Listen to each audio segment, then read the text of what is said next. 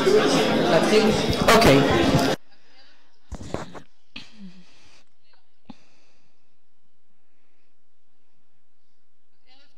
Good evening to all of those who are here with us, those that were with us through the entire fascinating afternoon. Good evening to anyone who's watching us on Facebook. If you're watching us from Facebook, you're welcome to send us questions and we'll refer them to the round table. As Dr. Goldinkin said, my name is Peri, and I'm very happy to be a part of this conference today. Before we begin with our round table, imagine a round table. Before we begin, I seriously would like to send condolences to Sarit Or, the principal of TALI, to her family and to all of the families, from Ma'ale Adumim, the principal of the school in Ma'ale Adumim, to all of the families who lost their dear children last week. Dr. Or is involved in the Haleli program with the group that's with us here today. So this session is a roundtable, and the title that it was given was The Center as a Uniting Force for Israel and World Jewry. I must admit that I have more questions about this title, and I think that the members of the panel also share my questions, and I would like to introduce them. Professor Arnie Eisen, Chancellor of the JTS, who gave me my doctorate. Thank you very much. Professor Jack Wertheimer, head of the JTS in New York.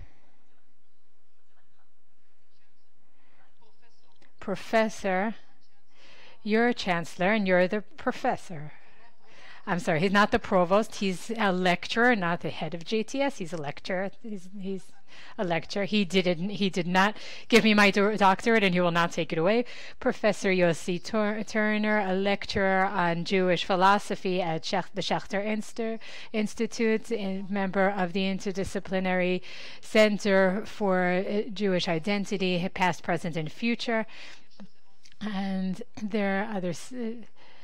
We will talk about his book and the subtitles of his book later on. Rabbi Dr. Mimi Feigelson of the Schechter Rabbinical School, and Dr. Yizhar Hess, CEO of the Masorti movement in Israel. We need a picture, of course.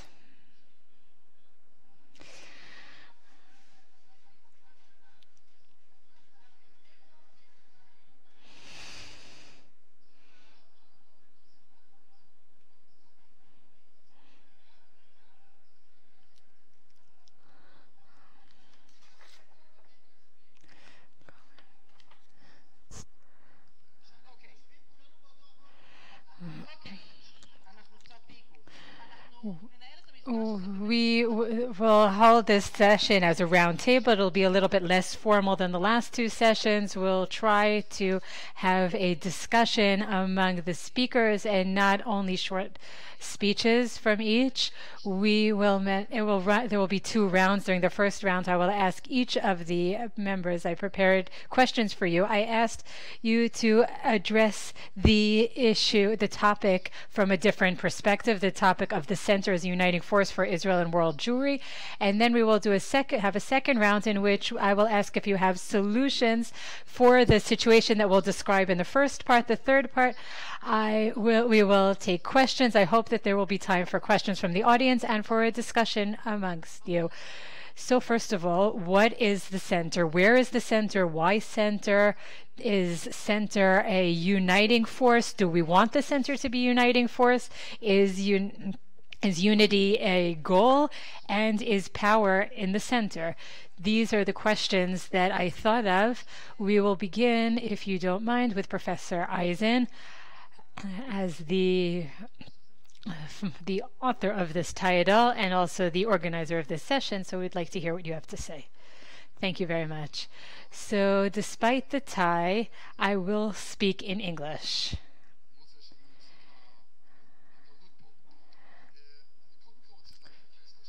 In Hebrew, first of all, I would like to explain the growing gap between North American Jewry. I'm not talking about the entire diaspora. I'm talking specifically about North America. The gap between them and the Jews in Israel. First of all, I'm not talking politics here. I'm saying what I'm about to say I'm going to present the objective data.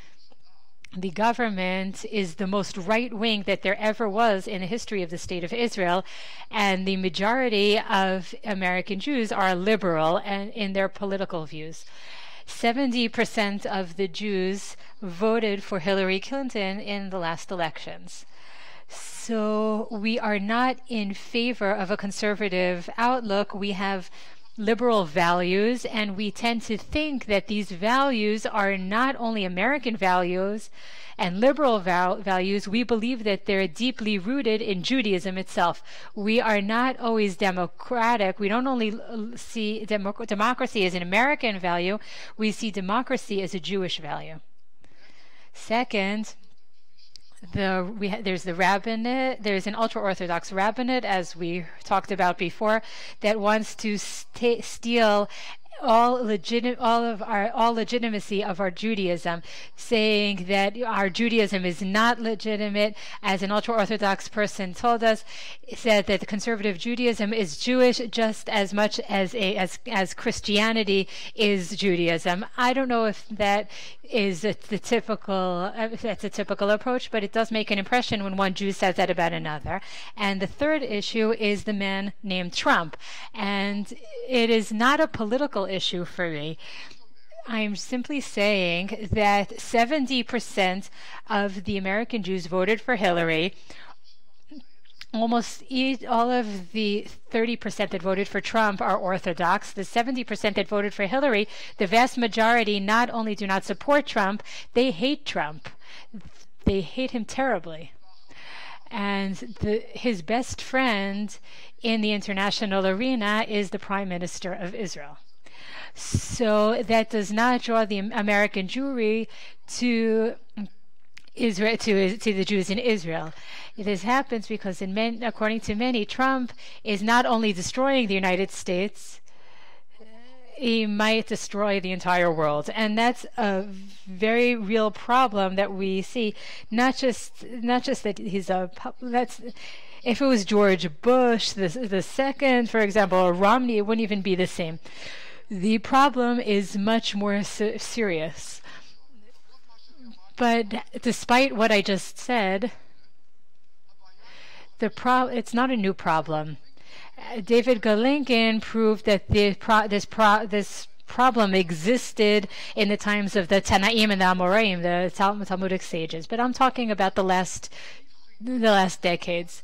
Since the beginning of Zionism, Jews in the United States did not see who did not have without rejecting the diaspora. And in Israel, it's hard to imagine. We heard Eitan Sheikhmit's places for Jews to live outside of Israel. So the general consensus in the state of Israel, the term people, or looking at the screen from the audience, that is not something that appeals to American worlds of Judaism.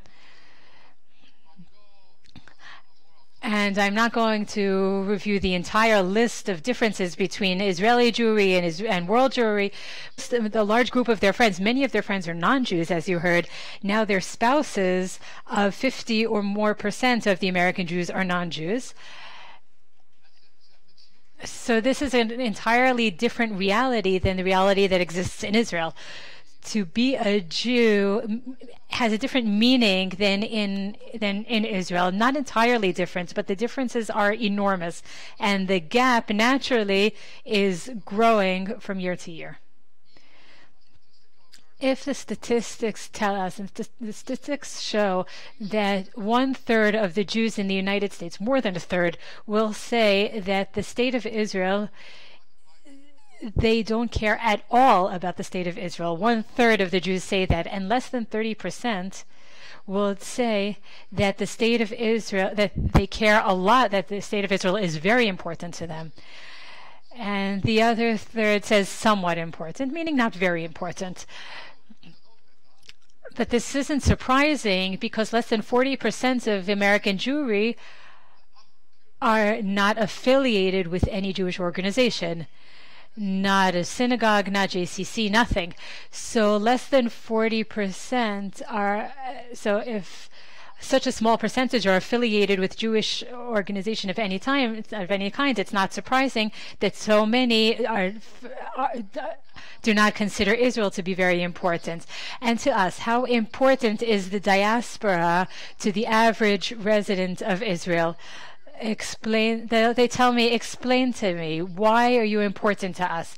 Why should we care about you? That's what they say to me. And we are trying in vain to define the relationship between Israel and the diaspora as a security problem for the state of Israel, because if you don't have support of the Jews in the United States, if you don't have AIPAC, if you don't have those voices that influence the president, whether Republican or Democrat, you won't have the assistance, the support of the American government. You can't depend on American support. And if in Israel you want to be dependent on Christians and fundamental Protestants instead of being dependent on Jews to help the state of Israel, then that's very sad. Then we're in trouble. And I'm getting the impression that the government of Israel, we don't count unless we lead AIPAC or we're Orthodox.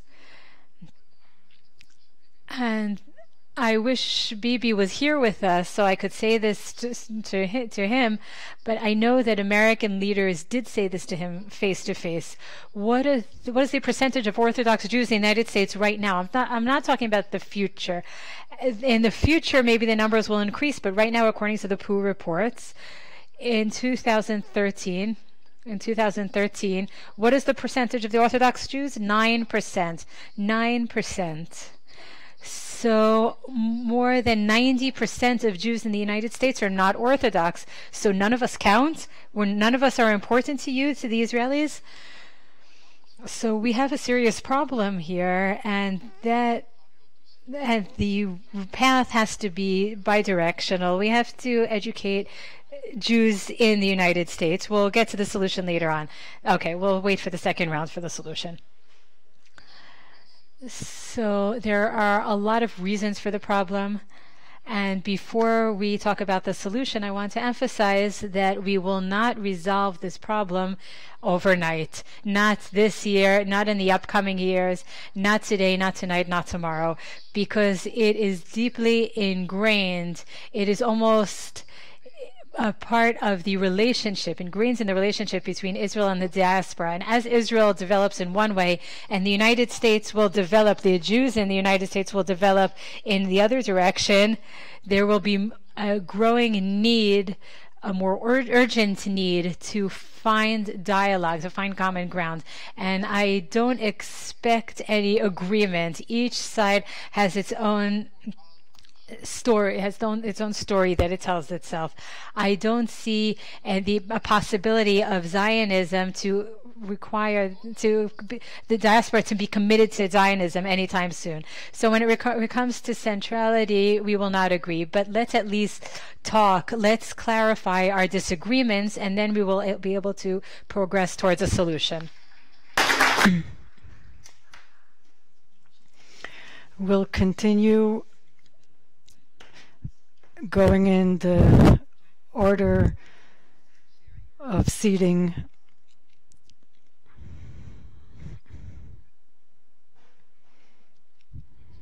Frame my remarks in English. I hope you'll forgive me for that. I also want to pick up on the theme that we've heard a lot about today, and we've just heard from Chancellor Eisen as well, and that is this gap. And I'd like to begin in a more personal way, because I find myself feeling very ambivalent about this gap. There is a part of me that can't quite understand it.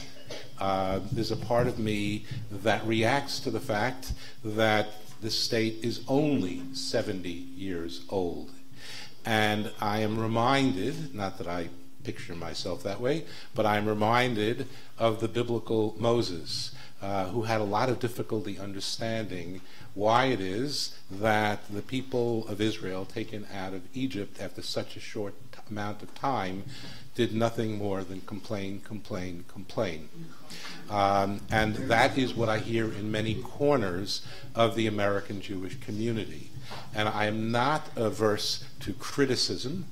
I think criticism is something that's healthy, but we've reached a point where the complaints are getting louder and louder and decontextualized, as in very little understanding of all the very positive things that are happening in Israel, even though there are problematic aspects to Israel, as we've heard already over the course of the day, and we didn't necessarily need to hear it today. So there is that part of me then that just scratches my head. I don't understand the level of venom that's expressed in more and more quarters of the Jewish community toward Israel. That's one part of me. And then there's another part of me, and that's the historian. Some people call me a sociologist. I'm not, but I've been called worse than that. And that part of me says, 70 years have passed. And if we even project even further back, just think of what was world Jewish life like a century ago. Okay? 1917, 1918, the Jewish world was vastly different from it is today, the way it is today. We spend a lot of our time today talking about how rapid change is in the world around us. So perhaps it should not be so surprising to us that the Jewish world has changed so considerably as well. There was a time, of course, when the American Jewish community almost unanimously was not only supportive of Israel, but strongly identified with Israel. Norman Podhoretz, who's no great hero to a lot of Jews, nonetheless wrote at the time of the Yom Kippur War that now 90-odd% of American Jews identify themselves as pro-Israel. Today, that is not the case any longer. And the answer to this is because our communities have grown, they have evolved, they have developed, and they have developed away from each other. And I want to just focus my brief remarks here on talking about one aspect that I don't think really has been covered, although in some ways I may be offering a brief commentary on what we've just heard from Chancellor Eisen. And that is a psychological dimension. We've heard a lot in the discussions earlier today, especially in the discussion about education, about some of the difficulties of communicating. But there's an aspect to American Jewish life that I don't think has been touched upon. And that has to do with the psychological makeup of American Jews. And I'm going to put the Orthodox to the side here for a moment. Most American Jews today understand themselves as Jews. First and foremost, being Jewish means to be a good human being. There is she's actually an anthropologist of American religion, not Jewish, by the name of Nancy Harriman, who wrote an article that has influenced me a lot, which she called Golden Mean Christians. What's the golden mean? Do unto others, right? And I believe that many American Jews are golden mean Jews. And what does that mean? That we believe that by being Jewish, we have a responsibility to be good human beings. And then these same people look at Israel and they come to the conclusion that Israel's doing some things that are really not so nice. Whether those nice things are justified or not is something that some people will say, yes, it may be justified, but there are many people who are prepared to say, no, it's not justified. If you take a look simply at some of the commentary that's been written in the last couple of weeks about developments on the Gaza Strip, at the fence of the Gaza Strip, the lack of comprehension of why it is that these terrible acts had to be taken by Israeli soldiers is missing from so much of the commentary. It's not nice what these Israelis are doing. And that offends the sensibilities, and it's more than that. It offends the self-understanding of Jews. You put it a little bit differently. It offends their understanding of what Judaism is really all about. And that is central to the American Jewish self-understanding. One could judge this, and I do judge it. I won't tell you how. But the important thing is not so much to judge it as to be descriptive of that. On the other side of the spectrum, we have Israeli life, which has continued apace. It has evolved. And the fact of the matter is that once upon a time, Israel needed American Jewry. It needed it for financial support. It needed it for advocacy. And while there's some who believe, and you said this, that Israel continues to need American Jews and its advocacy, I think there are more and more Israelis who really don't get that. And that comes back to some of the things that were also raised, especially in the earlier session on education. Israeli Jews don't understand American Jews. They're not educated about what American Judaism is really all about. And therefore they have very little appreciation for the condition of American Jews. And so these communities are pulling apart. And the point I'm trying to make is history is continuing. We're not static. We are not back in 1967 or 48 or 73 when American Jews rallied and they saw an Israel that's embattled and vulnerable. American Jews, especially younger ones, don't remember such an Israel anymore. The Israel that American Jews understand or perceive is of a powerful Middle Eastern country that is throwing its weight around. And so we are pulling in very separate directions. What do we do about this? Tune into part 2.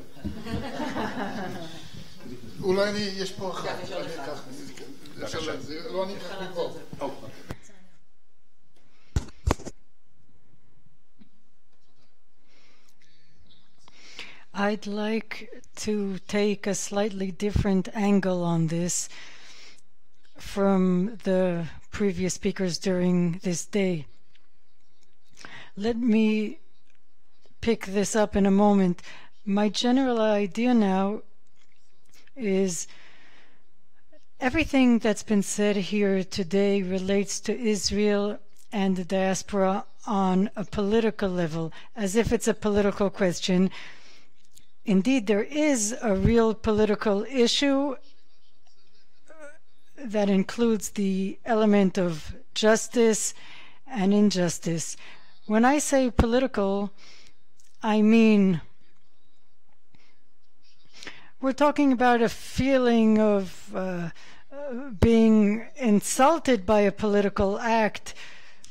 We're talking about representation, power, presence, as justifying forming a future here in Israel. It's not just the Kotel. Many areas are controlled by the rabbinate here in Israel. There's also a struggle for legitimacy and recognition. All these things are extremely important, and I'm certainly not belittling them. But the basic question in my eyes that makes the issue of Israel and the diaspora important is an educational, cultural one rather than the political one. Without the educational, cultural issue, I would say, unfortunately, I bow to the forces of historical evolution. Ultimately, Israel and the diaspora will drift completely apart. It's already two separate cultures, but basically we'll be talking about two separate peoples. Maybe we should already recognize that. The question is, should we be battling these trends? The answer to that will be given on the educational, cultural level and not the political level. And from here I want to focus on how I see this broadly speaking. As you heard, I lead a research group and I wrote a book on this issue. Israel and the diaspora is such an important topic for me because I think it is the crucial issue for examining the state of the Jewish people in our times. We all agreed about this issue. Center. Is a center a unifying force? Well, it depends what center we're talking about. Given the way I understand the problem, this is the way I would put it. What is the future of the Jewish people? Are we still considered a people? Not only as pertaining to the relationships between Israel and the diaspora. What about intra-diaspora relations? Are we still talking about one people? This question is less critical here in Israel. There are objective reasons that set the priorities here in Israel on a national security agenda. The question is, are Jews still considered a people at all? What do we have to do for the continuity of the Jewish people here in Israel and in the diaspora? And that is the fundamental issue for me. As far as I'm concerned, it's a cultural educational question. When we use the word center without explaining to me exactly what the context is, I thought of Achad Ha'am and his vision of Israel as a spiritual center for Jewish creativity that would emanate to the rest of the world.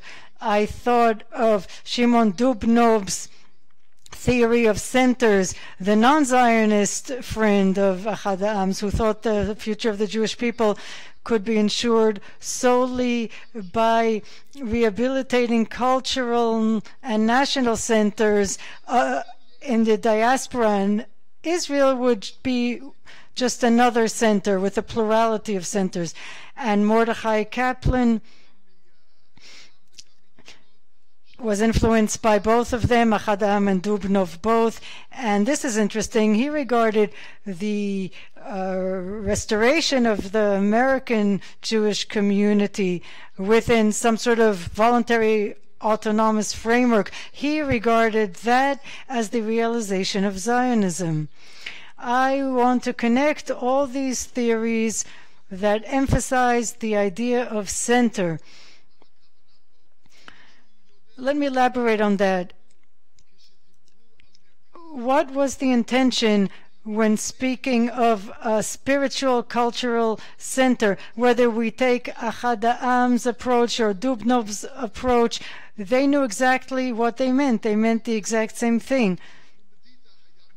Pumbedita in Babylonia was a center. There were other Jewish centers. Berlin for a time was a Jewish center. Center for all these theoreticians is a place where, politically speaking, Jews have autonomy. They can create on a voluntary basis centers of learning, centers where the intellectual elite interprets the past and recreates the present out of that interpretation of the past. The reason that all these thinkers thought that we need centers in order to ensure cultural centers to ensure the continuity of the Jewish people is due to their understanding at the end of the 19th and early 20th century of a problem that is growing worse and we are ignoring it. The problem I refer to is the erosion of the feeling of a commonality among the Jewish people as a collective nation with a collective identity. And the Jewish people was influenced these were trends in the modern era and the postmodern era as well.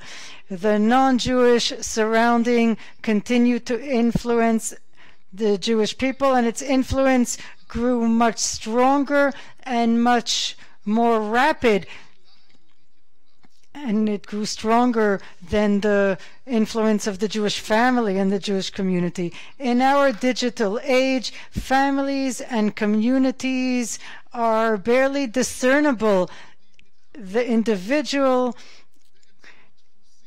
gets his or her education through identity symbols produced by global media, much more so than family or community and their Jewish content. And there's no big difference. There is a difference, but not such a great one in this respect when we speak about Israeli Jews and American Jews. This feeling of belonging, feeling of affiliation, this has been eradicated. This is a trend that we are witnessing here in Israel as well. And one thing makes me a Zionist, following Achad Ha'am or following Mordechai Kaplan perhaps. There is an advantage here in Israel that we don't see in the diaspora, for better or for worse. Here in the state of Israel, there is potential for becoming a cultural center for the entire Jewish world. But in order to do that, it has to forge an educational policy. The government should be doing it, and it is neglecting this duty. I'm talking about religious education as well as secular education here in Israel. In other places in the world, education is where identity is forged on the symbolic level. We're not talking about dogmatics of halacha. We're talking about the moral of tradition. In order to have a vibrant dialogue with the past, we need this educational, cultural dialogue. Here in Israel, there is an advantage. In the diaspora, they don't have the establishment for this collective. And I have no doubt that Israel enjoys a special status if it would only realize its potential for strengthening the collective. And in that case, Mordechai Kaplan's plan for organizing communities abroad around summer camps and other educational initiatives in order to create some sort of framework that would give a sense of belonging, a collective. Then there would be a dialogue, a cultural dialogue with Israelis that could impact Jews overseas. I think I went over my time limit. Thank you, Yossi. Mimi, when we spoke this morning, you described yourselves as one of the sages of the land of Israel that travel between Babylonia and the land of Israel. But since you travel along that line between the two communities, I would like to ask you to end the first round. You'd be happy to. Wonderful.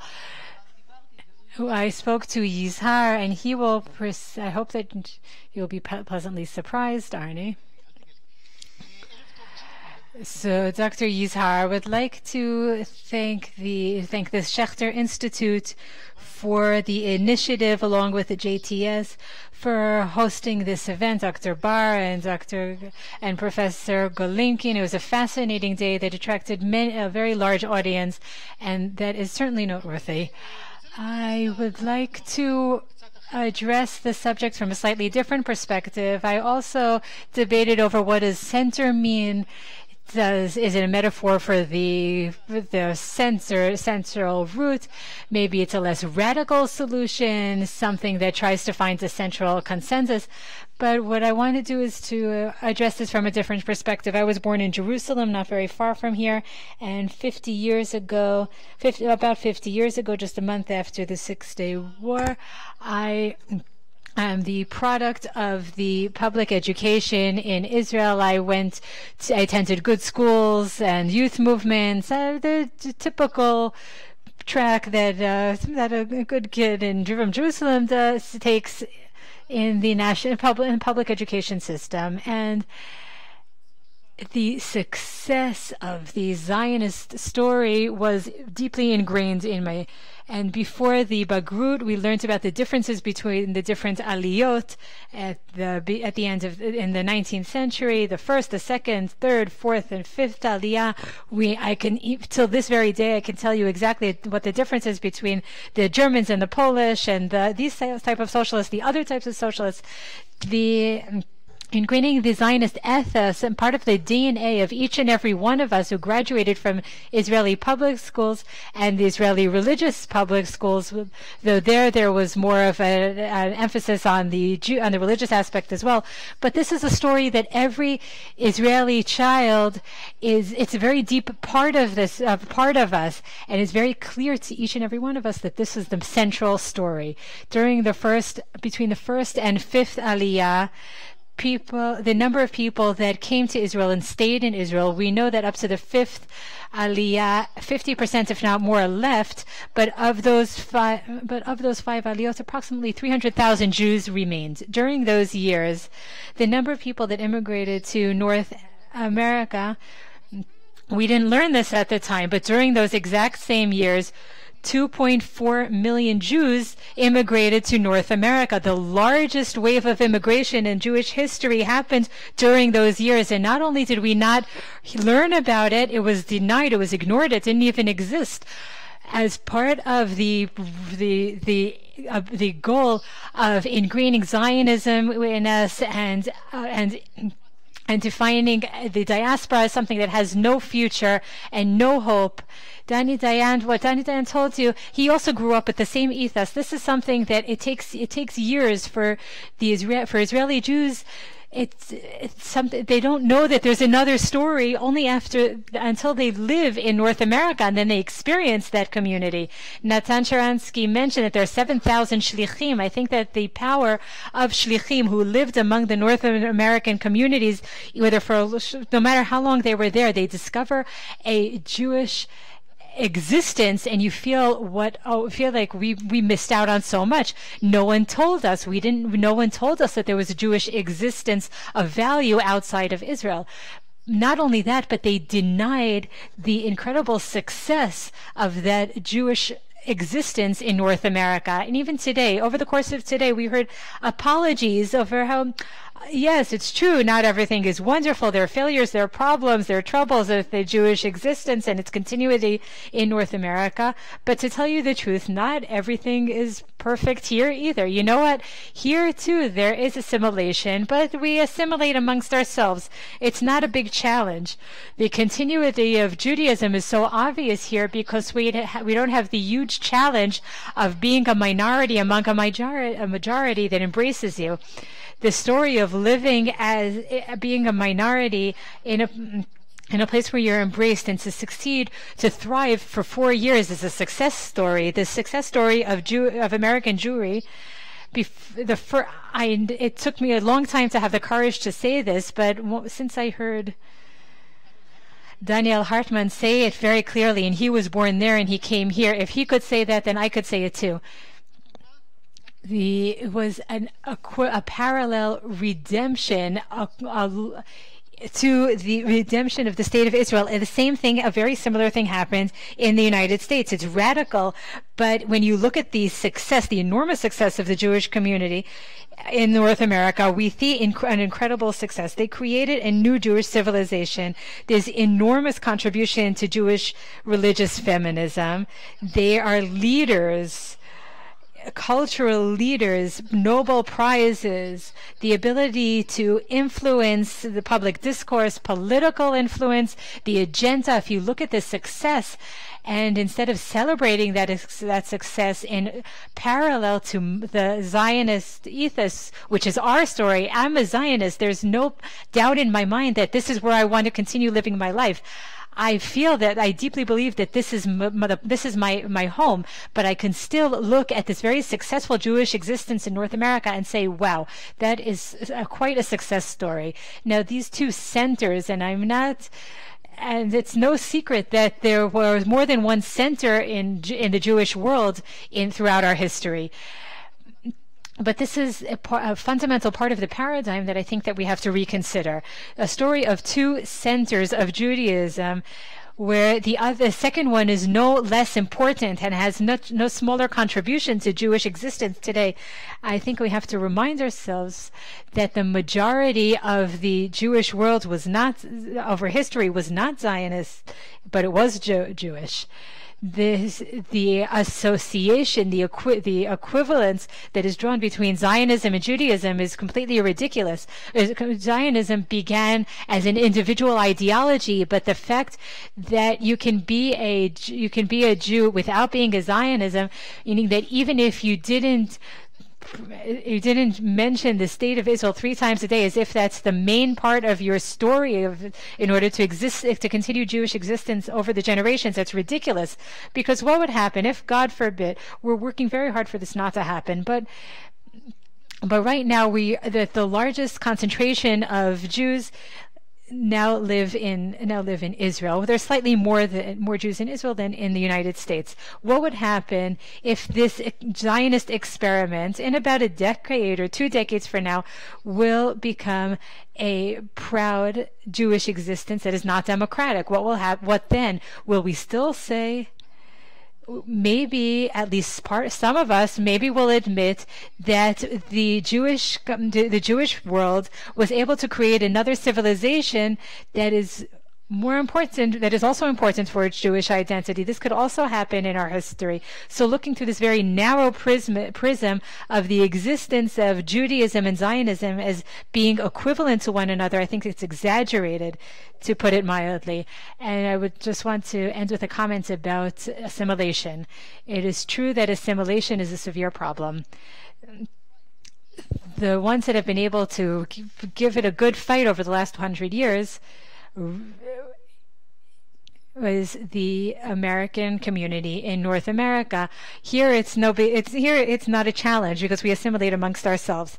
But the non-Orthodox Jews in North America that developed in North America, they were able to create a normative system that enabled, this is the 4th generation, that enables an enormous number of Jews to remain Jewish. Let's take the French example as a place in which these denominations did not exist. How many Jews are there in France now? Maybe 500,000. Most came to France in the 1950s and 60s from countries in which there were no non-Orthodox denominations. From Algeria, from Morocco, there were no Reform Jews and no conservative Jews. They came to France, and in France, till this very day, there are almost no denominations. And within one generation, the intermarriage in France was greater than the number of intermarriages in Canada. Within one generation, without a civilization that will develop and successfully create a system of education and culture and successes and failures, coping with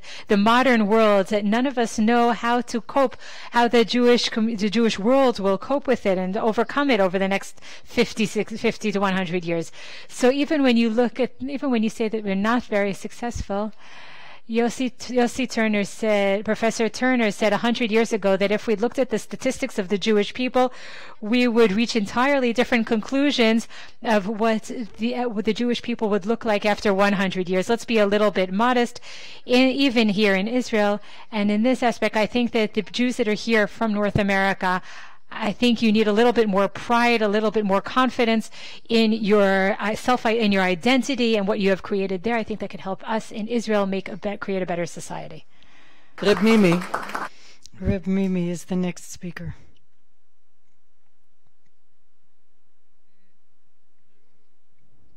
Good evening. with my mother and teacher's permission. Why am I sitting here tonight? I ask myself. Beyond the fact, even though I just ate falafel and I drank water, and this is not a rectangular table, it's a round table. Still, I never heard of a rabbi who was asked to speak and declined.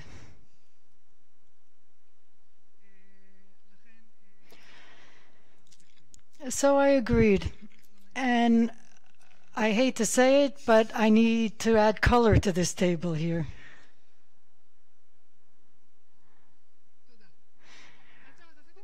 Thank you. So I did my job and I can keep quiet now. But let me say something nevertheless. As I said this morning, it's very clear to me, I live my life, at least this past 17 years, as a type of Amora who went from Eretz Israel to Babylonia and back. And they were two-way emissaries. Though I didn't take this role upon myself, I think I was volunteered to do it, to be this kind of two-way emissary. And that's the way I live my life. I define myself as a one-woman qualitative experiment. I live in many simultaneous worlds of translation. Translation is one of the streams for me in the Jewish world. We all live, if you've forgotten, there are not only Jews in this world, even in the Middle East, there are others, not only Jews. I'm constantly translating. And my mother is here. I'd like to recount a story in her honor. I was born in the car on the way to the hospital. That's why I'm always on the road. That's typical of what I do. And I'm always late. I was too early once and it wasn't so pleasant. I'm always late and I'm always on the road. My parents decided to come to Israel when I was 2 years old, and they came when I was 8 years old. So I grew up bilingual, knowing that America is temporary and we would be making aliyah. We can't go on vacation because we're coming to Israel, can't paint the house because we're coming to Israel. My father had to work on Sundays because we're coming to Israel. And I met a colleague of my father's at IBM Tel Aviv. I came home one day. We moved to Bat Yam. I asked my mother what community we were from. I told her, they asked me what our origin is in school. And she asked me what I answered. I said, we are of the Jewish faith. That's my life. I am of the Jewish faith, the people of Israel. My life has taken me on many different paths. I grew up in Bnei Akiva. I had some Haredi experience. I thought America was Coca-Cola, tuna, and cousins. 17 years ago, I was asked to serve as a spiritual counselor at a conservative rabbinical academy. When I got to Ramah camp the first time, it was barbecue day. I said to myself, can I even eat here? Maybe some lettuce. No. Maybe hamburgers are better, not lettuce. When you start asking yourself, what do Israelis know about American Jews? And I'm from a bilingual family, yet we hardly knew anything about America. I'd go to the rabbi's office and I'd say, now explain to me, what is this that I just saw now? Is this American Jewry? Are they conservative? Are they conservative on the West Coast? Are they East Coast? Is it Southern California? After you tell me what I saw, I'll tell you what I feel about it. Was this sanctification or defilement of the sacred? My students, and I love them very much, let me say something about the Schechter Institute. I love this place. I can write 3 lines on Facebook. Dr. Novis wrote to me and said, come back to us. It's very unusual for a rabbi to come back to Jerusalem and teaches there. I told God I need a Bet Midrash, I need a desk, and my students translate for me. I'm back home now, and still they translate. Rabbis, conservative rabbis in the U.S. have different needs from conservative rabbis here in Israel. I was a good spiritual counselor, and I was lucky. I was there for 5 years, and I'm learning things all over again now. Here at home, I have to relearn everything. Learning something from the beginning is like switching from oils to watercolors. I'm undergoing the learning process. Let me say something about the term center and something about unifying. I'm not a historian or a sociologist. I'm not a chancellor. I don't even want to speak as a lecturer. I want to speak as a rabbi. That's where I'm at right now.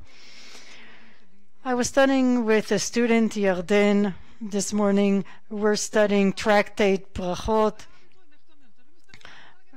We came across a term, and I couldn't find the word center there. There was no word merkaz, center, in the Torah, in the Bible. If you open up an Israeli dictionary, it's between property and gossip. Okay, that's that.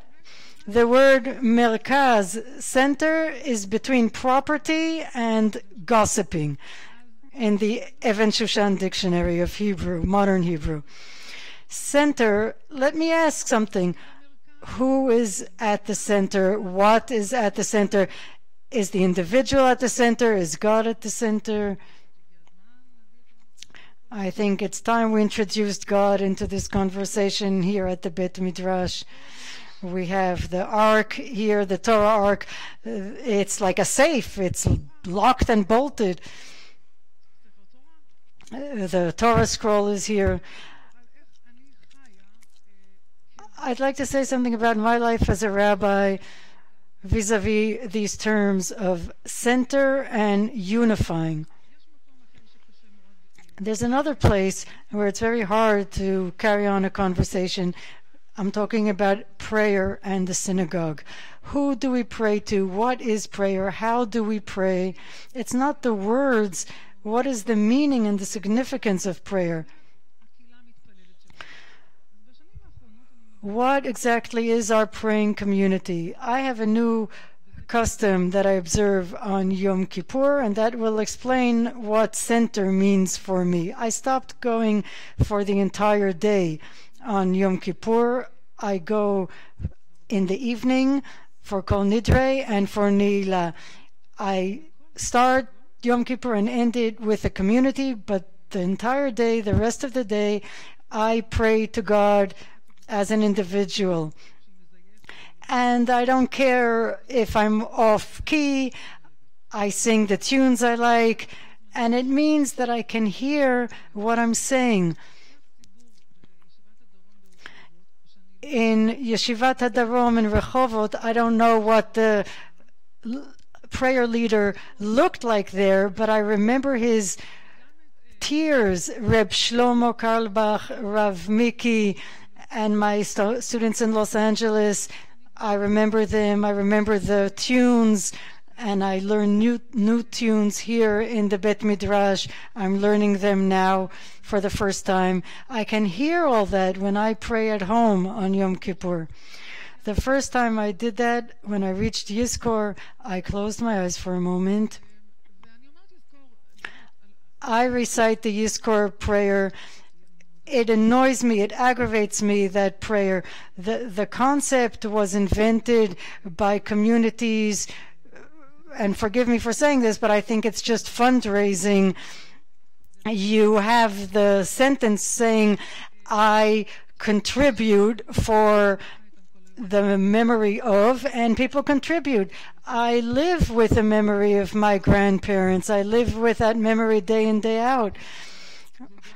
The memory of my parents and Hasidic leaders. I say Yizhar for all these people. I live with them day in, day out. Why do I need to stop and recite the Yizhar prayer? But I did it. I closed my eyes. I see myself at the center, standing at the center in a circle. There's a circle around me. All the people are standing there, and I am saying Yizhar for them. There are very many people, Hasidic leaders, many Jews, soldiers, people from my extended family. And I look around, and I look first at one person, then at another. The minute I look at someone, there's a spark of love. It doesn't solve all the problems. It doesn't erase difficulties, but there was a moment of love. It happens. When Shai Agnon says in the book, Dmi Yameh, love has just one face, and the Torah has 70 facets. That was where I felt love, at the center of the circle. And my question about unifying is, do we need to regress? Can we step back in order to find that one unifying force? Maybe we'll find it later on.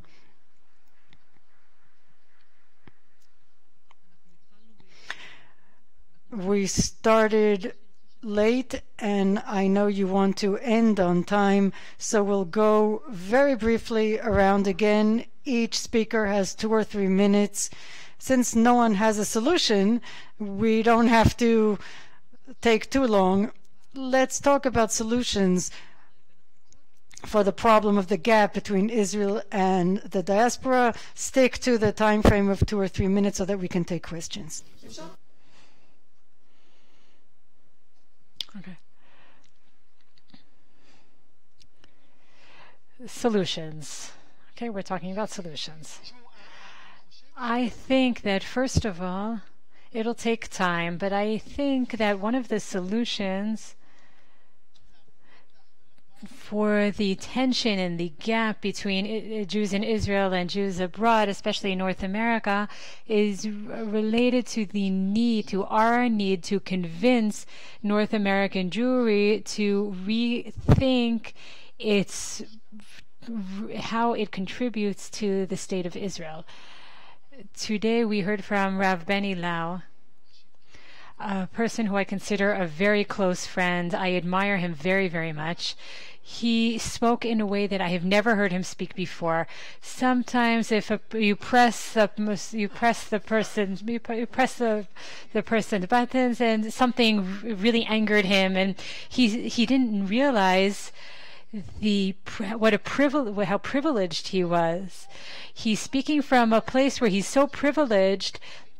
Only in that way can you speak about us as guests who have only recently arrived. This is something very deep related to the failure that the Israeli society is experiencing regarding the non-Orthodox Jewish narrative, the ability to tell its story, the ability to simply tell its story.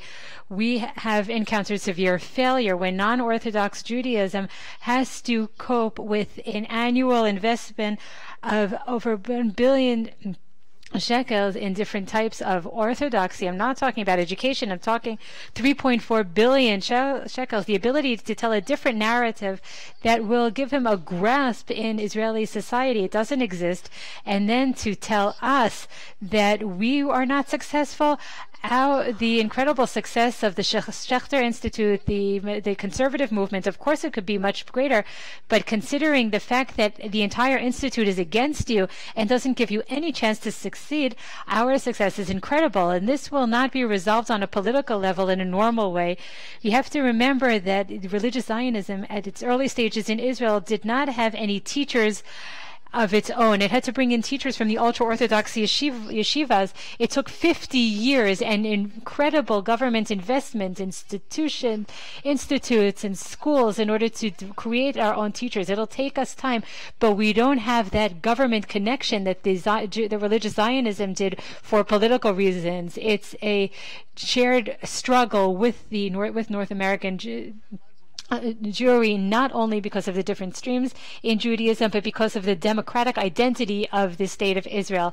And the solution to this failure is investments, is philanthropy in North America. It's a difficult struggle, and if we're successful, our ability to tell the Zionist story in a genuine and a different way in its 100th anniversary, the year of its 100th anniversary, and if unfortunately we fail, then we I don't even want to say it. I hope that when we celebrate Israel's 100th anniversary, I hope we'll be able to say that it's in a Jewish and democratic state, as we hope it will be. Thank you, Yizhar.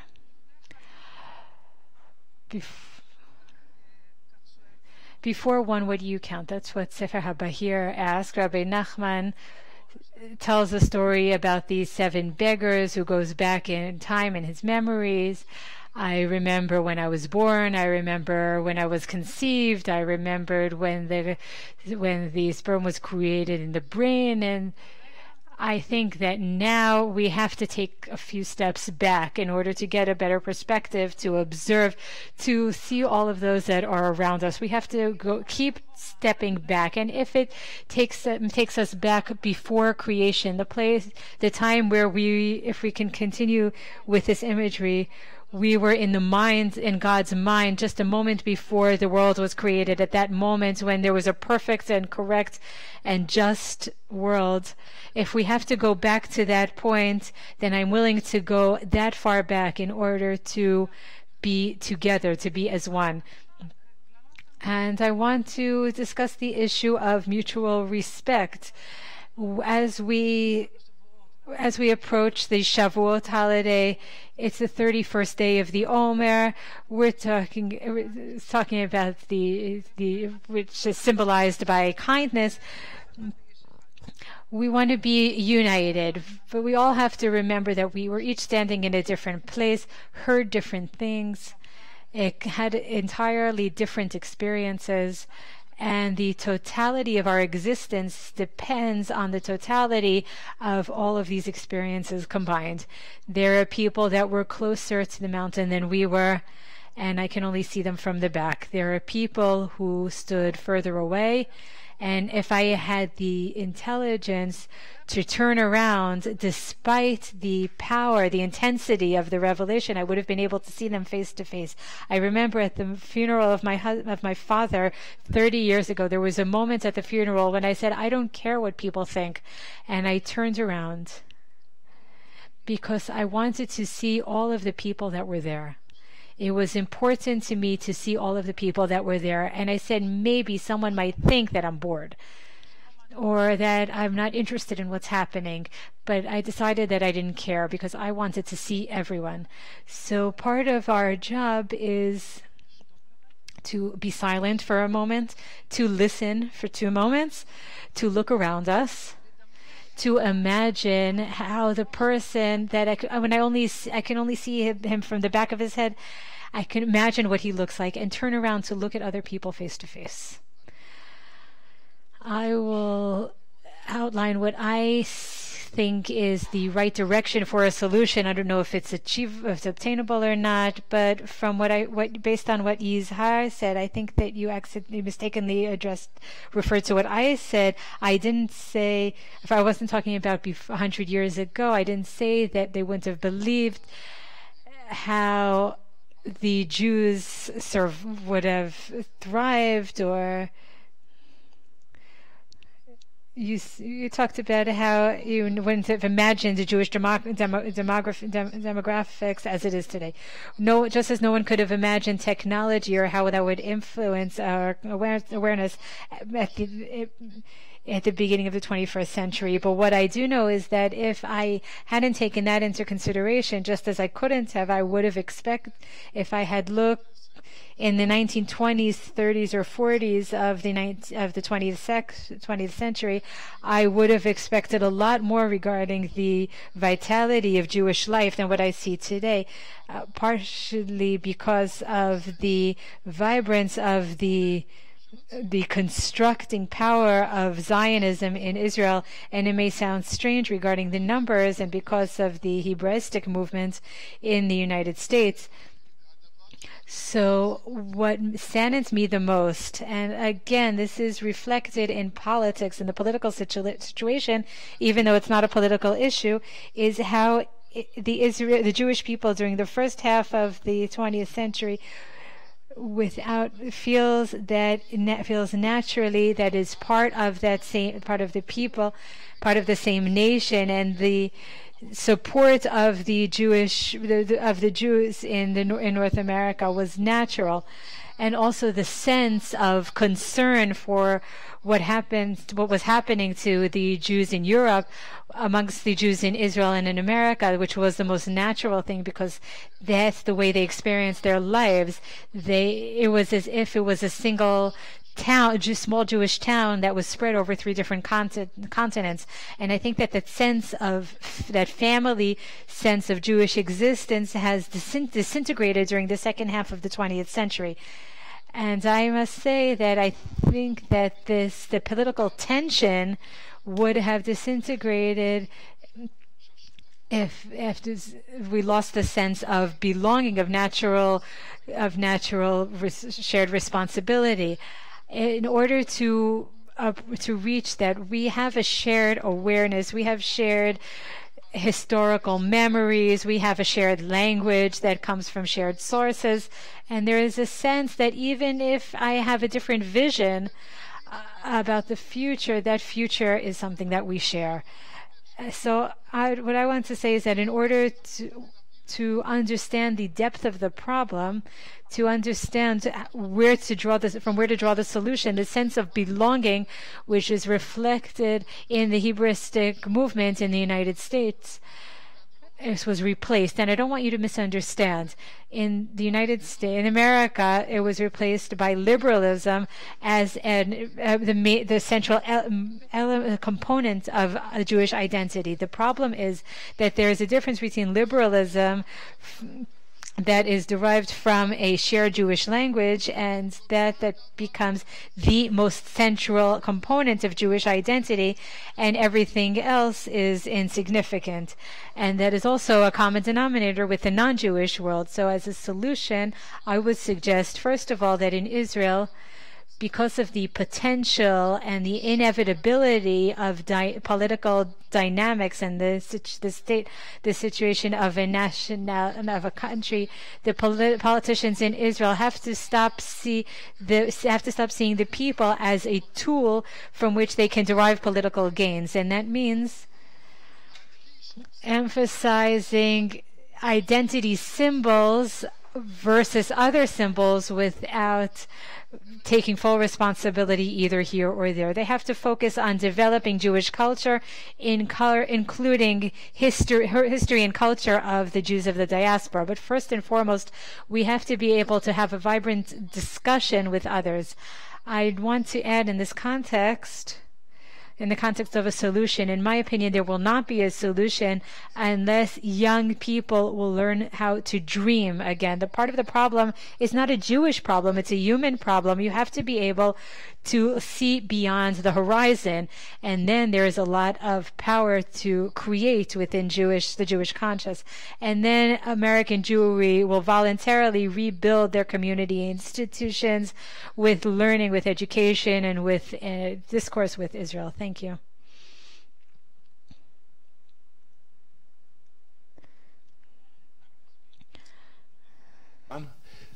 To the subtitle of the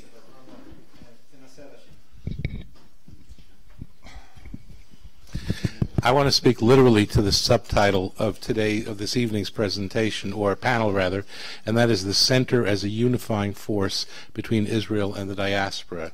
And by center, I'm going to be very politically incorrect and say I think that means the conservative Masorti movement. and that's what I'd like to talk about. I don't know whether it can serve as the unifying factor, but I'd like to offer two comments about specifically the center of the Jewish religious spectrum. One of them, which has been alluded to in a number of ways, brings us back, or brings me back at least, to the beginning of the history of Zionism, especially in the United States.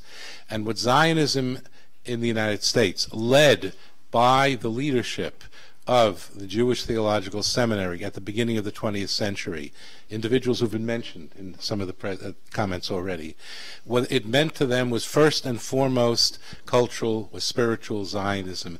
They were Achad Ha'am Zionists. And for very good historical reasons, very understandable historical reasons, we got derailed. History derailed us. We instead had to focus on survival, on political Zionism, and saving the Jewish people. And that's very understandable. But we're now at a time where the Jewish people, particularly in this country, are far more secure. And the time has come, I believe, for us to return to some of the questions that were raised by the cultural Zionists early in the 20th century. And the key issue was, how do we address the problem or the challenges of Judaism? Judaism broadly conceived.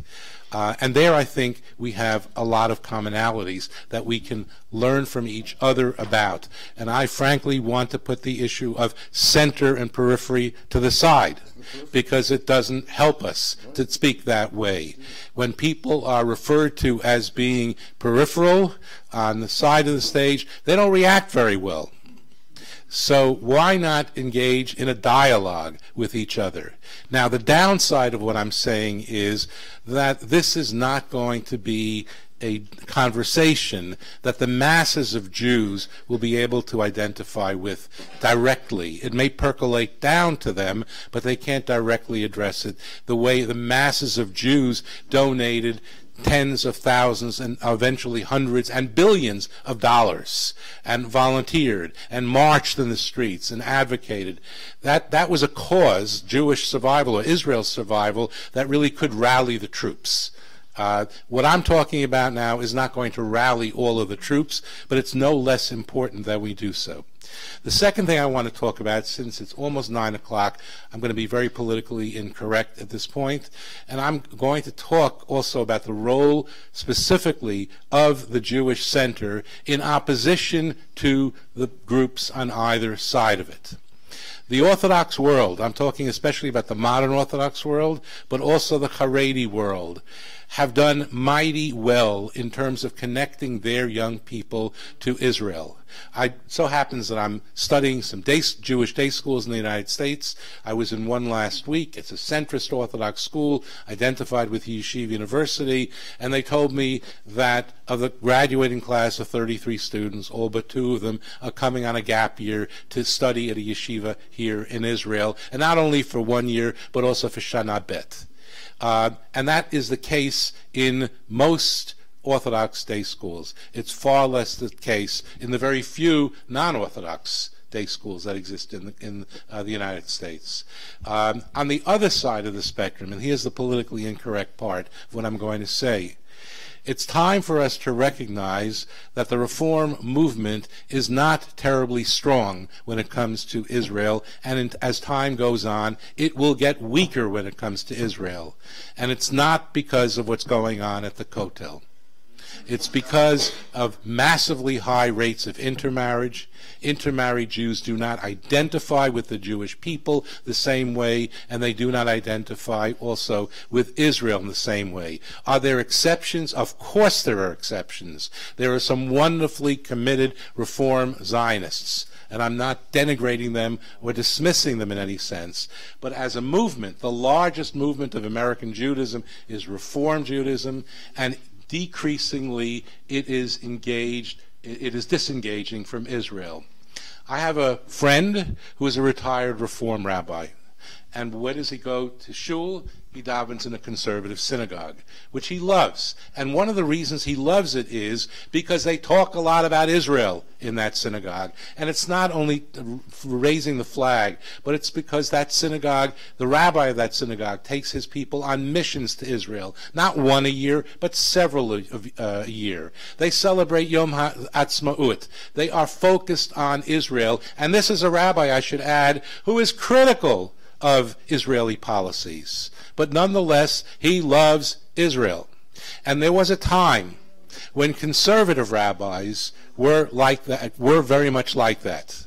My concern is, to what extent are we succeeding with the younger generation of conservative rabbis in ensuring that they, and not only the rabbis, but other Jewish leaders, will continue to be voices, strong, positive, powerful voices, who will address the questions of Israel, not without criticism, but with love.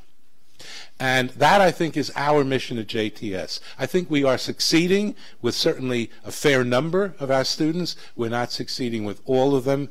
But the mission that the group at the center, which is the topic for this evening, has, is to be able to convey to their people that despite whatever concerns you have or criticism you have, Israel is a miracle, and we should love Israel. Thank you, Jack.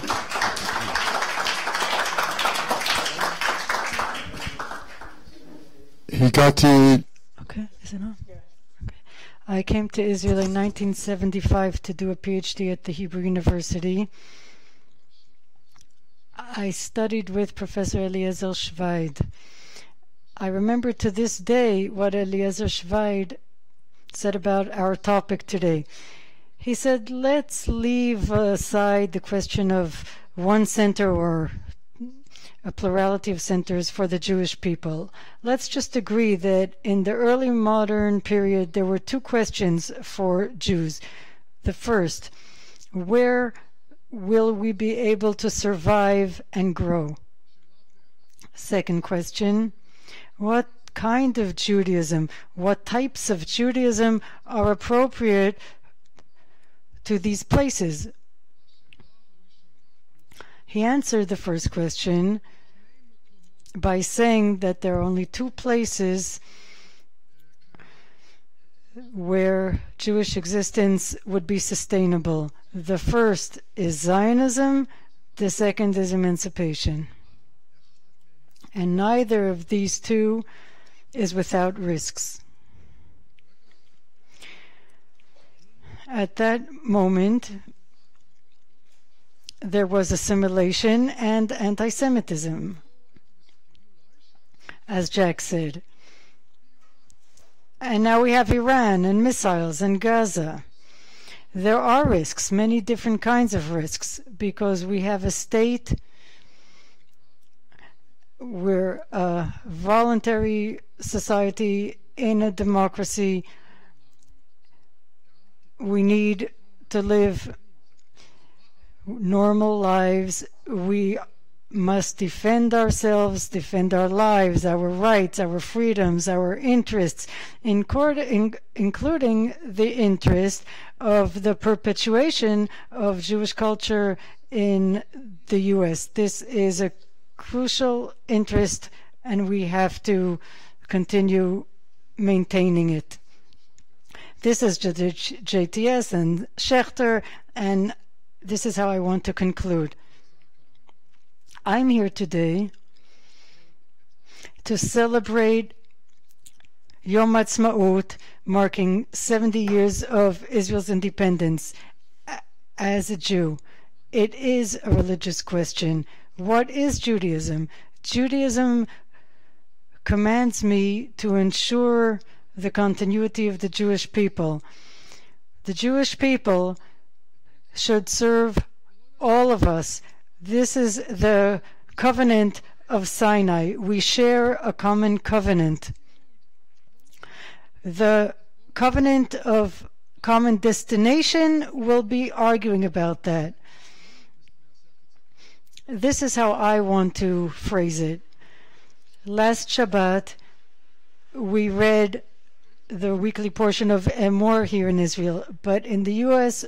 we read the portion Acharei Mot Kdoshim. That's the last word. We are Acharei Mot, after the death, after the Holocaust. We live with that trauma. The fear of assimilation harks back to the Holocaust. We lost 6 million, and we are afraid that we will continue to lose 2 million in the U.S. You know that 2 million Jews in the U.S. have at least one parent who is Jewish, and they will define themselves as non-Jews. They have at least one Jewish parent. 2 million people will define themselves as non-Jews. So we lost another 2 million of our people in this very generation in the U.S. That's a tragedy. It's a tragedy whenever it happens, and it's a greater tragedy now post-Holocaust. This is after the death. What do? Be holy. The question is, how do I make my life holy? How do I serve God? How can I build up a just society based on compassion, based on love towards each other, including love of my fellow Jew? That's our question here today. We have been discussing this question all day long. I'd like to thank you, especially you, David Golinkin, for hosting us here today at the Schechter Institute, and thank you all very much.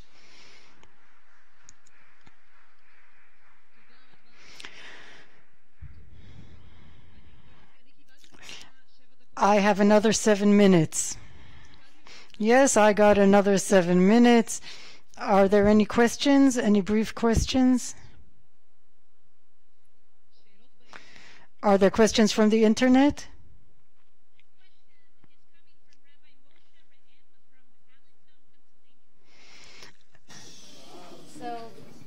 We heard of how TALI has developed programs like Friends Over the Sea. What steps has JTS taken to help educators and rabbis in the U.S. address this problem amongst their constituency? Engagement, quote unquote, is a catchword in the American Jewish community. What steps are we taking to address greater engagement with Israel? Question. We'll take another question, and then we'll try to fit in 1 or 2 more questions from the audience here in the room.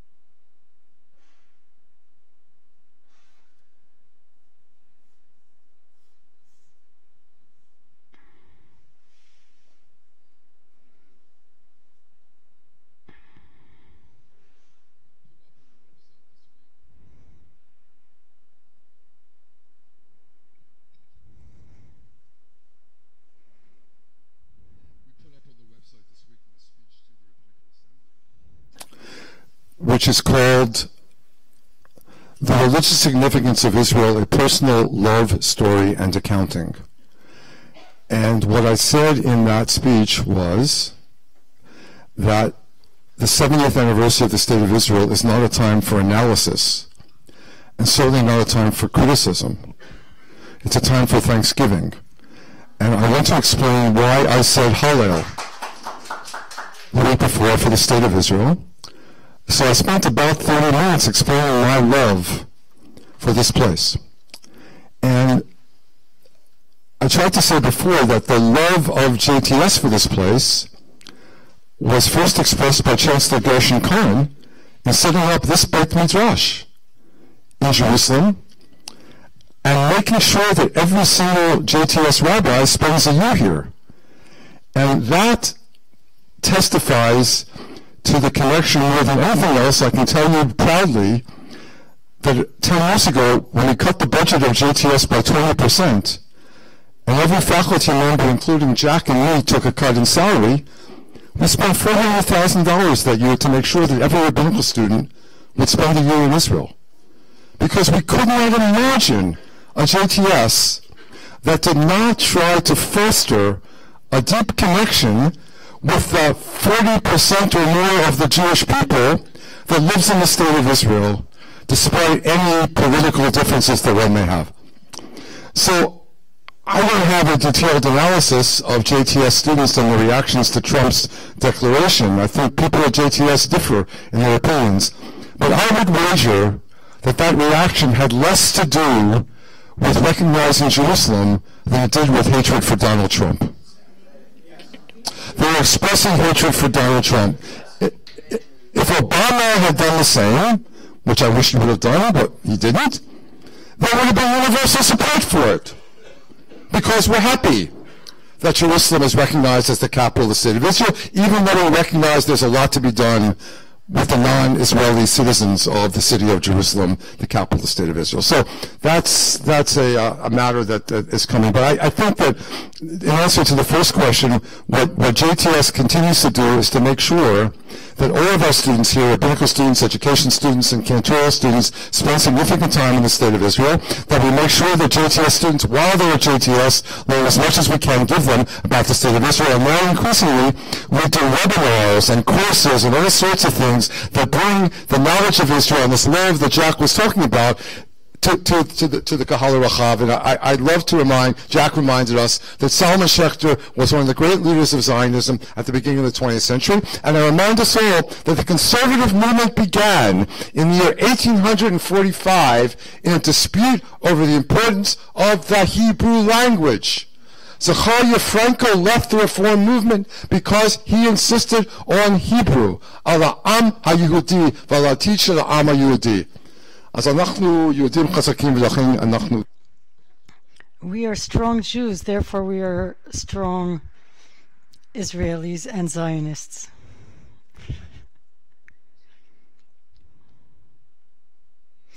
We have concluded, though there's still a lot more to say. Sometimes there are arguments. I want to thank Rabbi Avi Novis-Deutsch, the Dean of the Rabbinical Seminar at Schechter. It's on.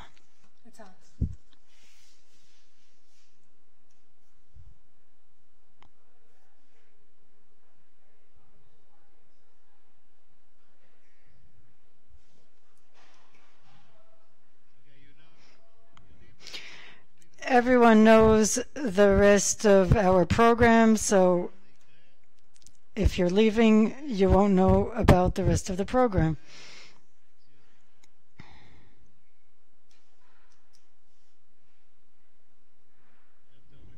Good evening.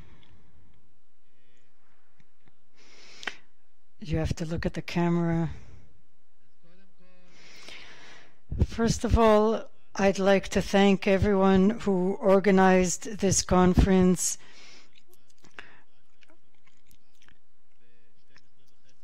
At 12:30 today, the students started their quest of this intimate journey. I'm talking about this specific topic that we've been investigating today.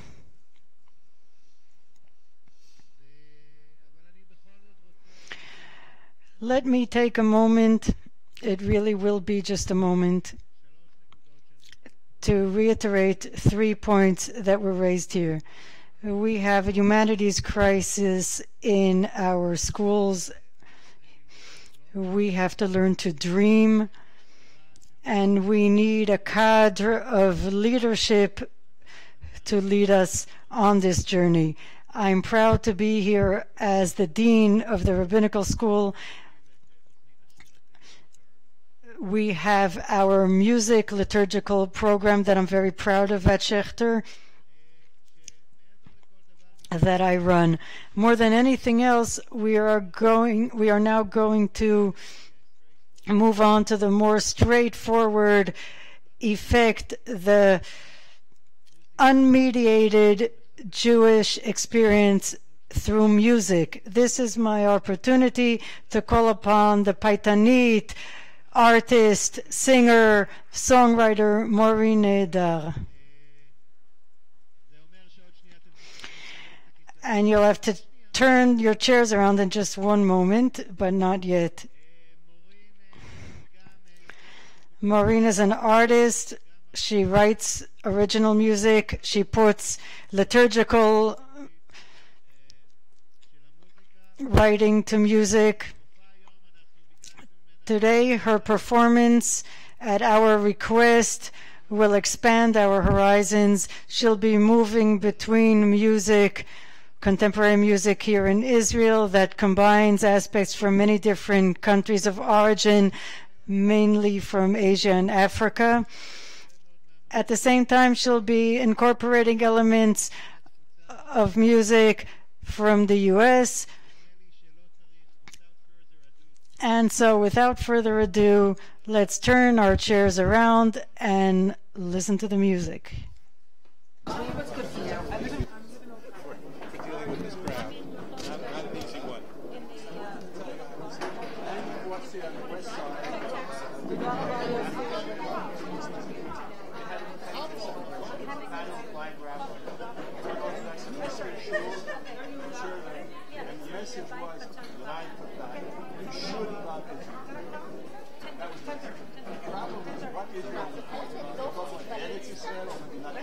I've been here 45 years, and I love myself. I don't love the country anymore. I love Israel, but I don't love it. In other words, I look at the value system of most of the Jews today in Israel, which are being led by Libermanization, I call it. Libermanization. We've become a society which is very problematic. And that's the problem. And I think that being said about a month ago, conservative reform Jews should not relate to questions of Arachim in Israel because they don't live here. That's the problem. It's a real problem. We have to wait. American Jewry has to play a role.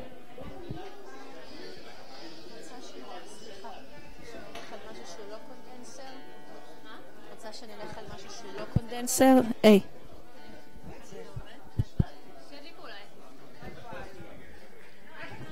אפשר להדליק שם? להדליק את זה.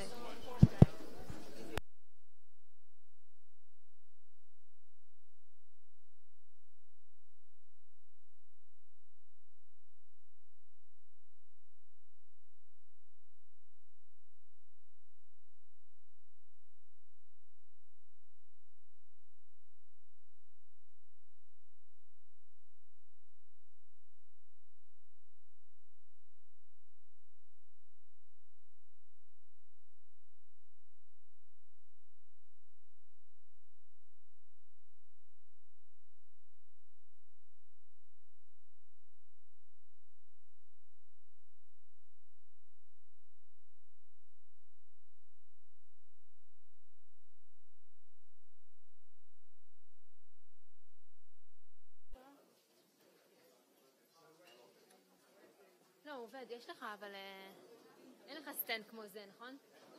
אין לך סטנד כמו זה. לא, אין לי. לא, אם זה עכשיו הרבה עבודה, כי אני...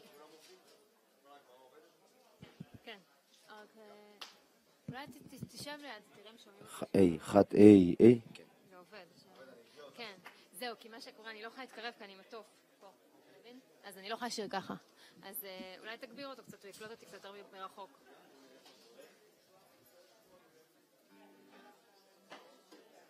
יובל, אם אתה רואה שאני יותר מדי חזקה עליה, אז תגיד לו אחרי זה. לא עכשיו, אחרי זה, כשאני אשיר. חת, שתיים. קולטים אותי מפה? קולטים. נכון?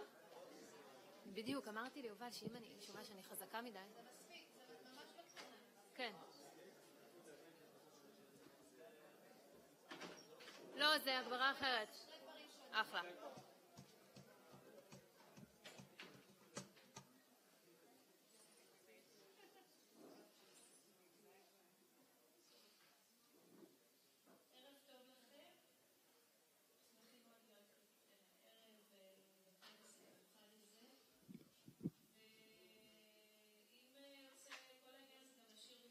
קצת פרקים שמכירים בבית הכנסת או בהתוועדות, אנחנו נעשה, כמו שכבר נאמר, איזה סוג של חיבור בין מזרח למערב. בואו נתחיל.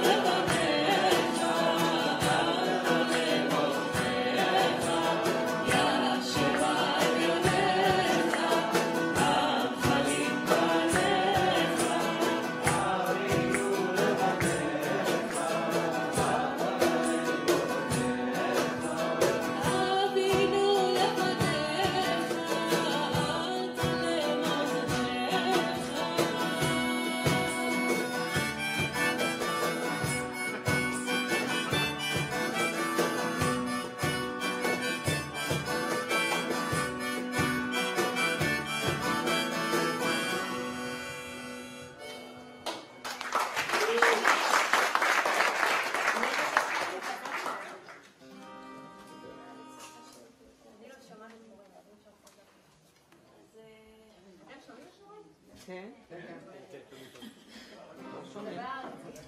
עכשיו אנחנו עוברים לפיוט מודרני שביצעה בזמנו עפרה חזה בפסטיבל הזמר המזרחי ב-75, היא הייתה רק בת 16, כתבה של מקום שני.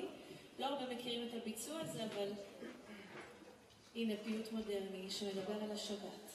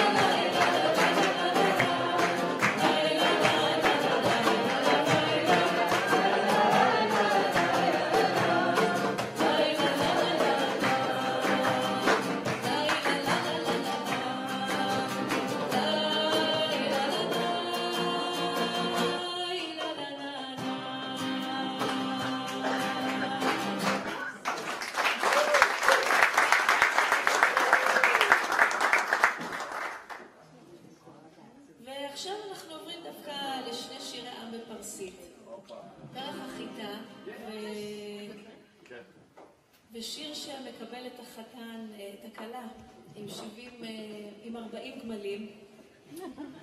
70, כן, זה בשיר אחר.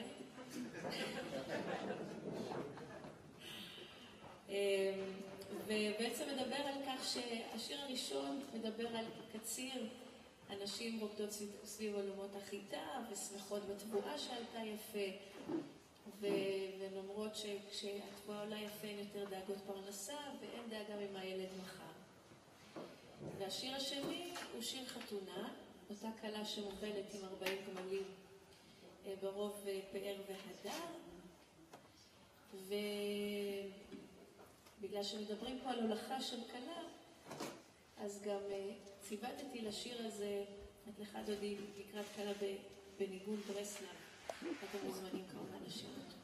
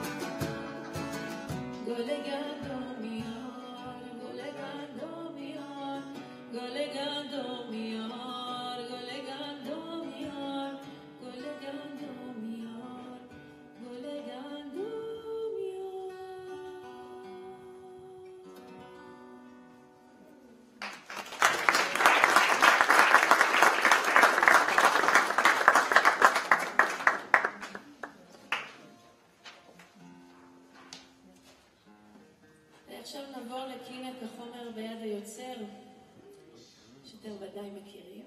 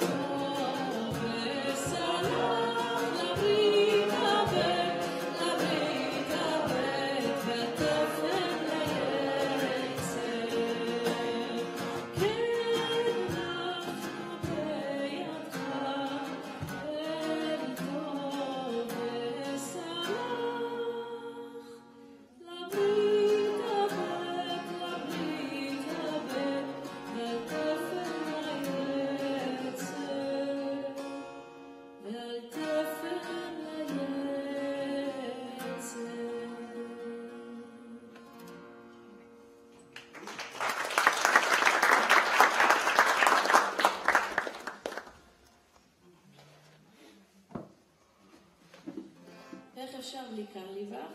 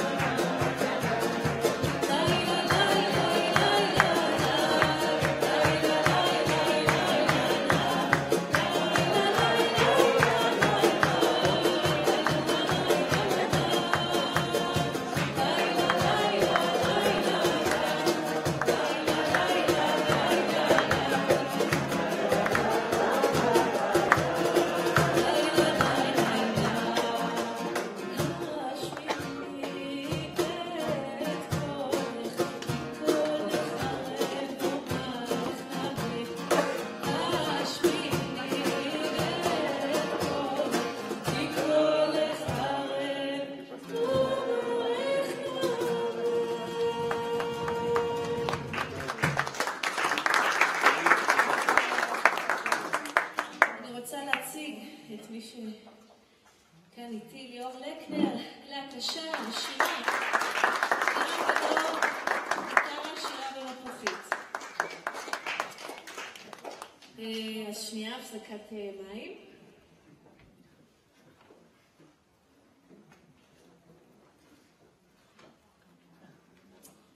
אנחנו עוברים לעוד שיר שקר לי בחיסה, עיניי להרים מעין יבוא עזרי.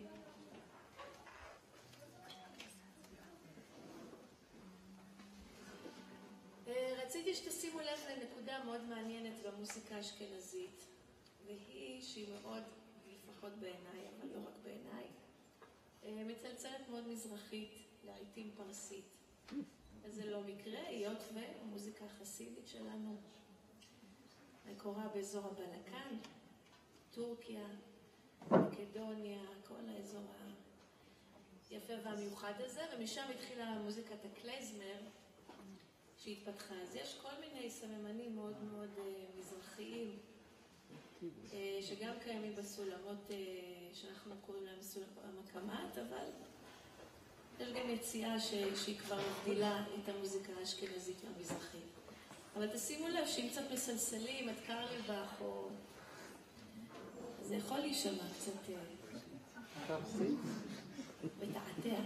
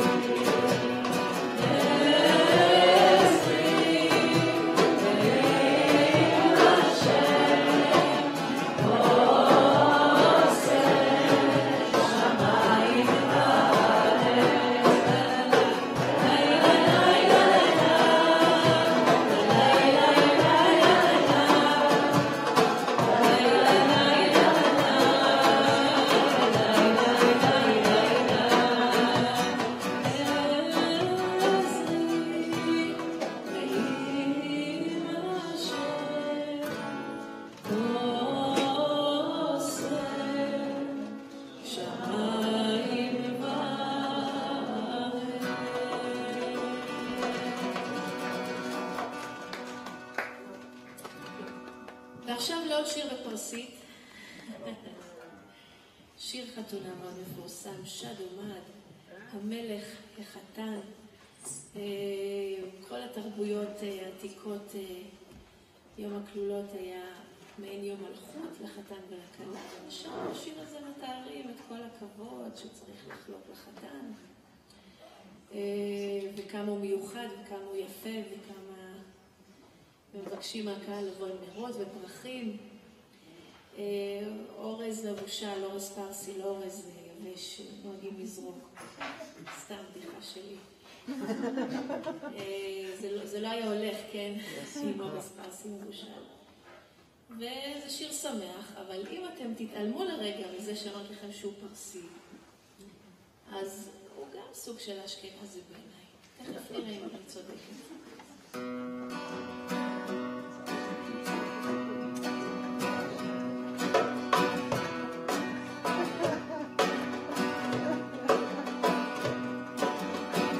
Should be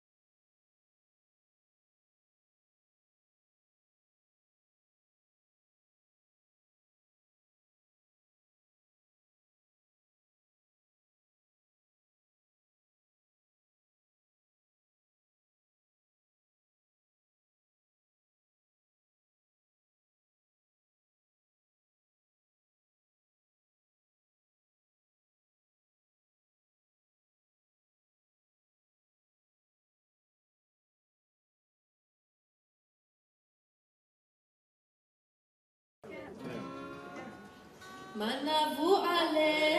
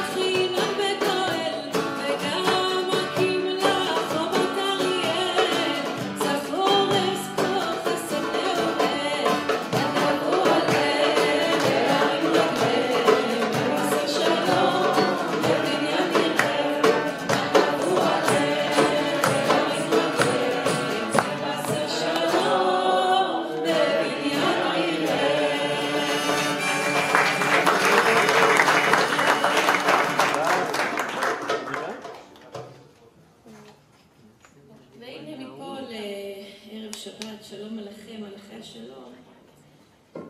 בנוסח האשכנזי, יכול להיות שיש כל מיני נוסחים, וזה הנוסח הכי יפה שאני מכירה. והעיבוד שלנו קצת דילני, קצת ארצות הברית של שנות אגב, גם על השיר הזה, אם הייתי אומרת על מה נבוא עלי הערים שהוא בבלי, הייתם מנחשים שהוא בכלל עיראקי? ידוע לנו. יש פה מישהו שאמר כן. גדלנו עם עיראקי. גדלתם עם עיראקי. נערות. אבל להראות לכם שגם הסולמות האלה, זה סולם מז'ורי סטנדרטי, כן? אז זה עג'ם, נמצא גם בתרבות המזרחית. עם אותם כללים כמובן, אבל מנגינות טיפה שונות.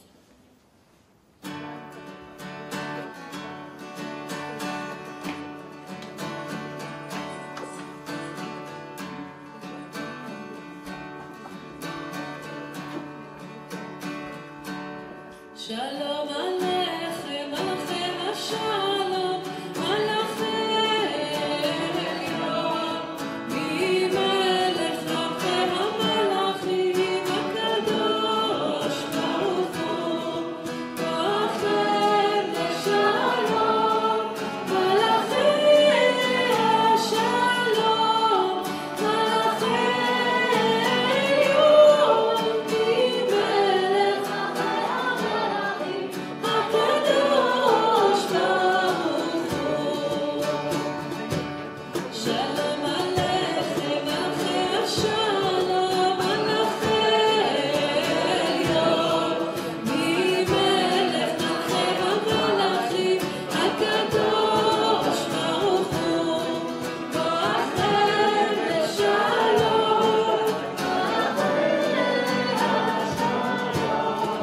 מלאכי עליון, ממלך מלכי המלאכים, הקדוש ברוך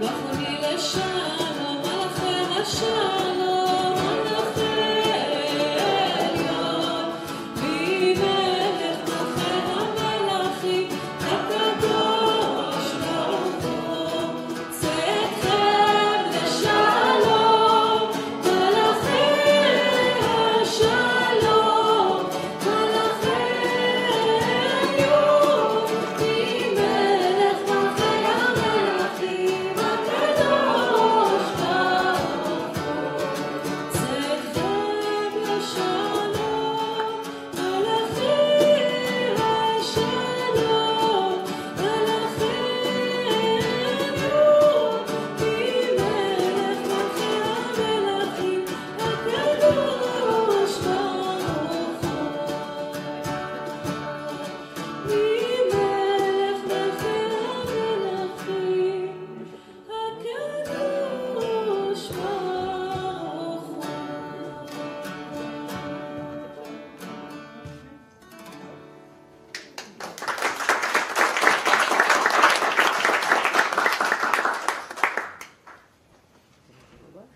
יש בקשות מיוחדות מהרפרטואר שלי, למי שמכיר, אני ככה סתם סקרנית לדעת. מי מכיר את הרפרטואר הפרסי או אוקיי, בסדר. יש לך פה עולה מאיראן. אני רואה. כל ברג'וד. בסדר. אז בואו נלמד את אל תירא עבדי יעקב. פיוט למוצאי שבת. אנחנו ככה קופצים מערב שבת למוצאי שבת. ולחן שלי מעורבב יחד עם הגרסה הפרסית דווקא לפיוט הזה, עם קצת נגיעות של ג'וני מיטשל.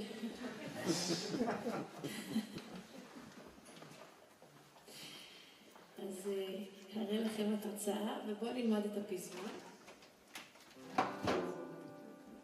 אל תירא עבדי יעקב,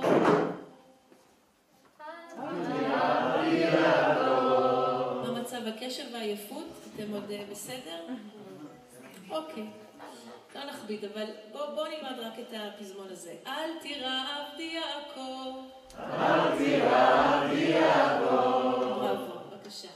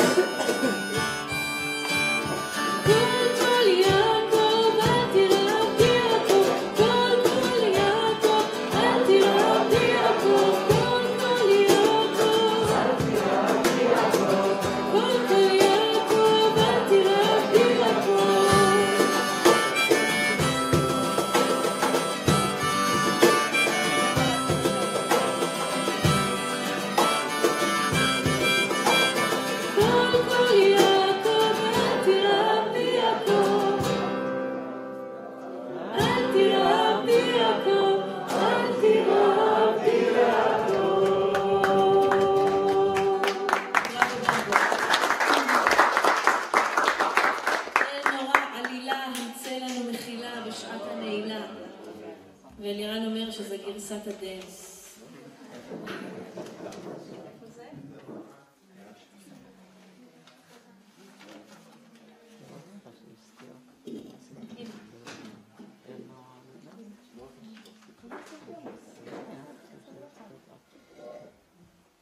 לי זה נראה לי קצת יותר רוק, גרסת הרוק של בית הכנסת.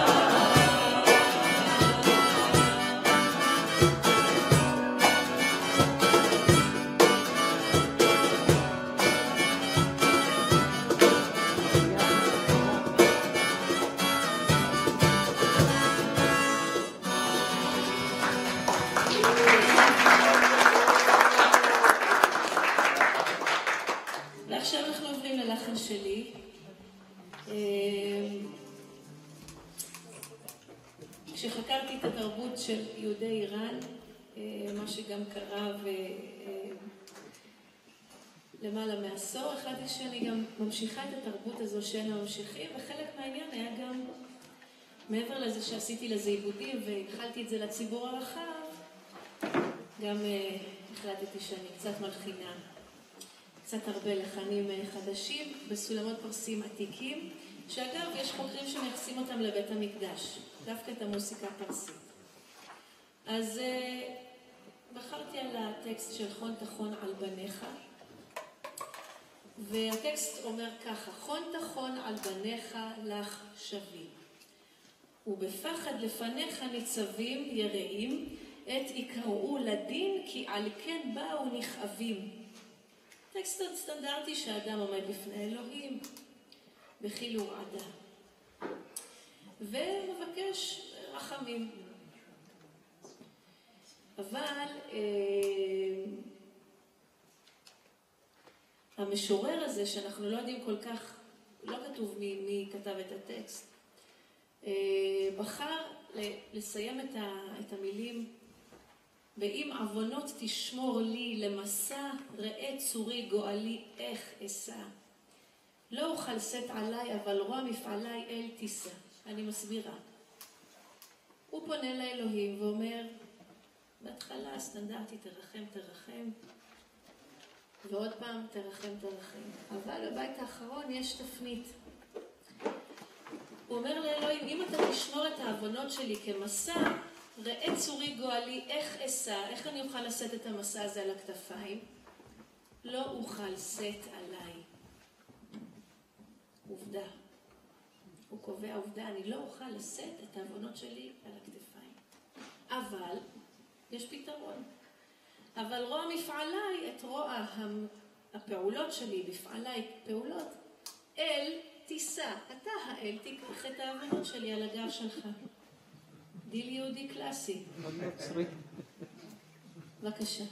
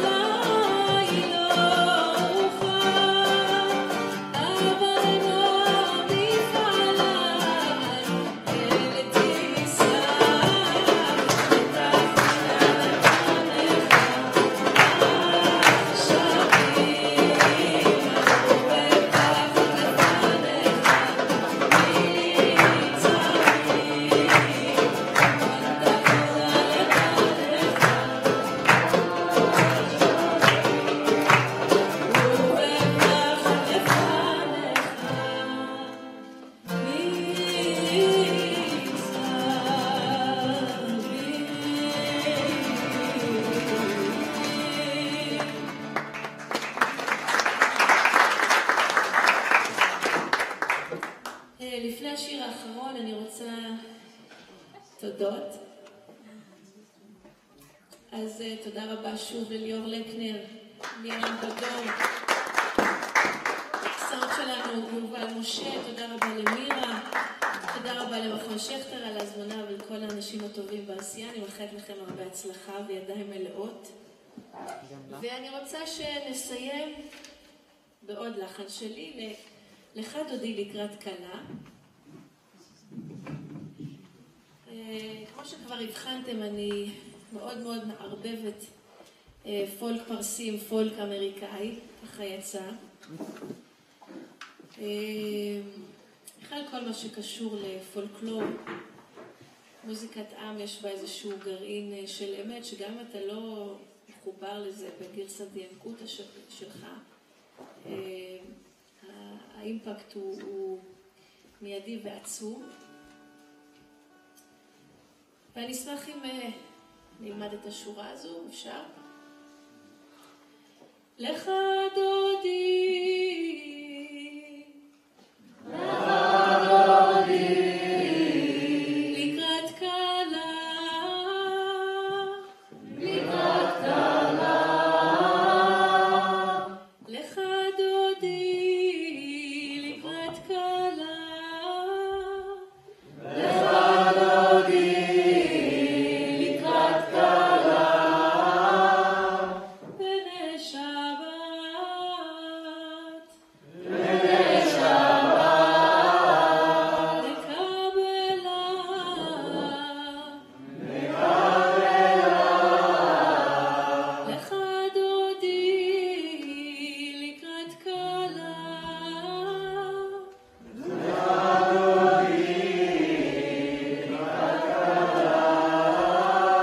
פעם שנייה, פני שבת נקבלה,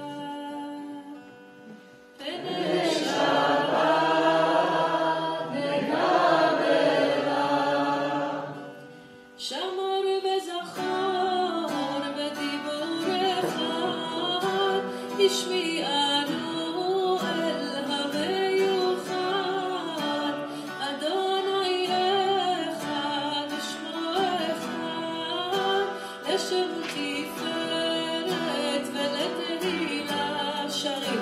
לך דודי, לקראת קלה, פני שבת נקבלה, לך דודי, לקראת קלה, פני שבת נקבלה, לקראת שבת לכו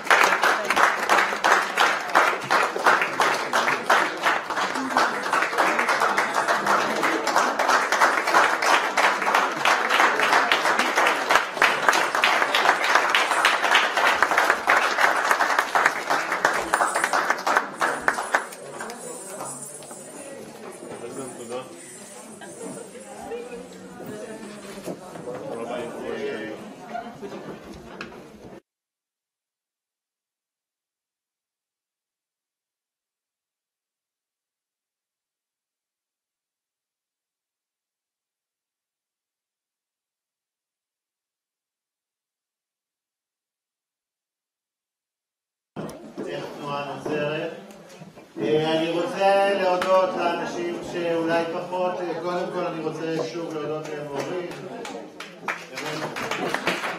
מוזיקה זה איזשהו כוח נשגב, לא יודע, לא מבין את זה. ולנגנים, לא נגנים, היה פה הרבה מעבר לנגנים. היה פה שני קולות שהגיעו עד השמיים.